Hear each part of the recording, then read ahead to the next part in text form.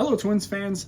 Opening day was exactly 3 weeks ago. A lot has happened with our Minnesota Twins. I want to look at one good and bad development so far this season at both the team and player level. But before we get into that, thank you for choosing another episode of From Lee to Limestone. I'm Matt Lenz with Twins Daily. Let's get into it. So I'm going to start with the bad stuff, and then we'll end with some positive vibes. And at the team level, I think it's pretty easy to pick hitting as a concern. Now, there's a lot of options even within that category. There's strikeouts, there's batting average. Outside of hitting, there's injuries, there's the infield defense. There's a lot to choose from. But what I'm specifically concerned with is the amount of contact the Twins are making right now. So I'm kind of cheating here. But here's an interesting stat from Parker Hagerman. Out of 150 affiliated teams, the Twins are 142nd in batting average, batting 185 at the time of this tweet. That's pretty bad. Put on top of that they are still striking out at the third highest rate among big league teams, right at about the same level or comparatively the same level that they were last year. They're actually striking out a little bit less compared to last year, but they're right in the same bottom 5, bottom 3 teams. That's a huge concern for me.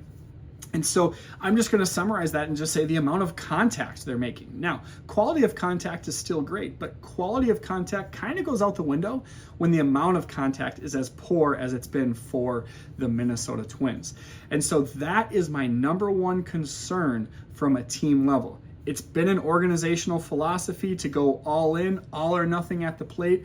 And to me, it's just not working. And I think we've seen that last year with the inconsistencies in the offense and this year with the inconsistency in the offense. And that trickles down to my player concern. Byron Buxton, he has been a non-factor. He's been a negative factor on the offensive side of the ball. Now, we've seen the highlights. He's stayed healthy. All that is great. But at the plate, Byron Buxton is just not getting the job done. When he does make contact, he makes quality contact. But the problem is that not all quality contact is the same. He only has one barrel so far this season, and his expected slugging, according to StatCast, is actually 40 points lower than his real life slugging. So he's actually theoretically doing better than what would typically be expected of somebody with his batted ball profile so far this season. A 567 OPS with a 20-1. He's only walked one time so far this year. Ratio is just not going to cut it for Byron Buxton. And then you add in the fact that he's been on first base 9 times this season and has yet to even attempt a stolen base. So very just concerned with all things related to Byron Buxton's offensive approach, both at the plate and on the base paths. All right, enough with the bad. If you want more bad, just go to Twitter. Let's hit up the good. Clearly, there's just one category here, pitching. Now, the pitching has taken their lumps recently, even just right now during the Twins-Orioles third game here. Pablo Lopez got taken deep again here in the first inning. We're already down.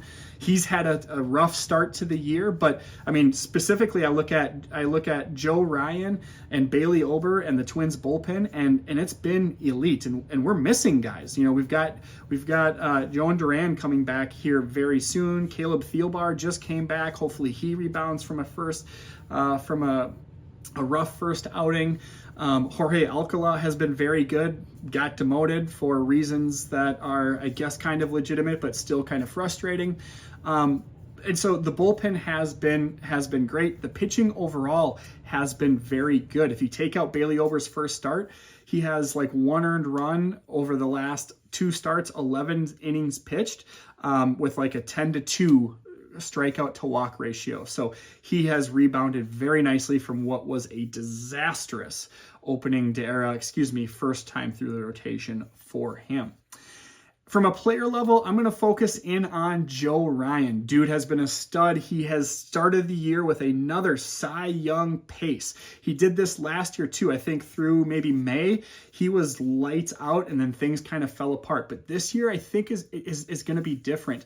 As Thomas Nestico points out, he's starting to introduce a little bit of a sinker to his game, which, as you can see in this highlight, resulted in a ground out. Now, he's only thrown 4 of them, but an XBA under 100 on that pitch so far. I think we're going to see that usage go up a little bit here in the coming weeks and months.